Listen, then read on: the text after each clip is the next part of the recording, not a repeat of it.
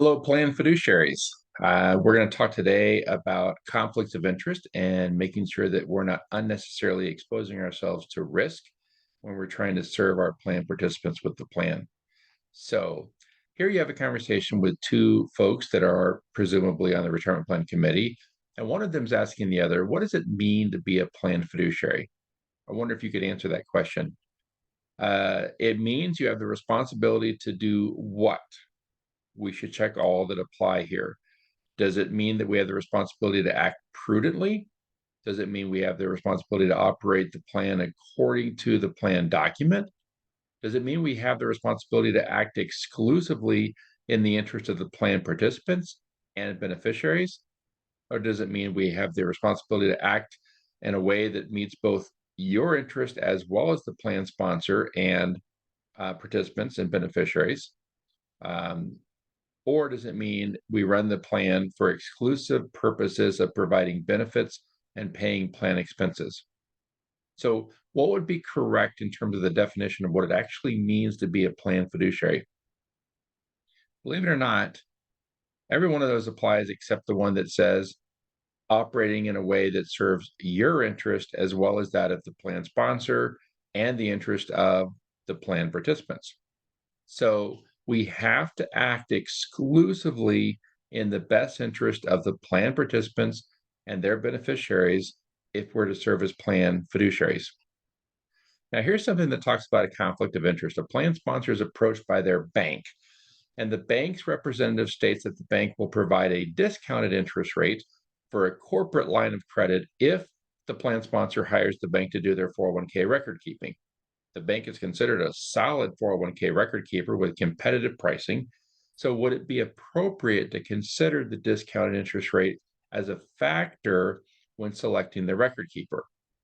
Keep in mind, this is not a bank that doesn't do record keeping. This is a bank that's actually known for doing a good job. They're a solid record keeper and they offer a competitive price. The answer is it would not be appropriate, but this is kind of a little bit of a conundrum. Why is this an issue? Why is it a problem to actually consider the bank that you work with for your record keeping? Well, factoring the discounted rate of the corporate line of credit, that actually is not appropriate because it helps the company and not the plan participants. So it's almost like using the plan participants' money to somehow benefit the company. If the plan fiduciary has included the bank as a 401k record keeper in a prudent process, like if we were going through an RFP and we included that bank in the RFP and it was a fair and prudent selection process, we may be able to use them as a record keeper. But if the plan sponsor bases their decision on any factor other than what is best for the participant, this is called the exclusive benefits rule. The plan sponsor would be violating their fiduciary duty. So you may be able to use them as a record keeper. I'd say it's a real gray area. If you're going to work with someone who's related to the company, offers ancillary services or benefits to the company, then you have to really be careful to document that you chose them for some reason other than the fact that there's this other relationship or it's a conflict of interest. And it absolutely increases your risk as a plan fiduciary to ignore this. So we have to avoid not just conflicts of interest, but the very appearance of a conflict of interest. We have to do what is exclusively in the best interest of plan participants.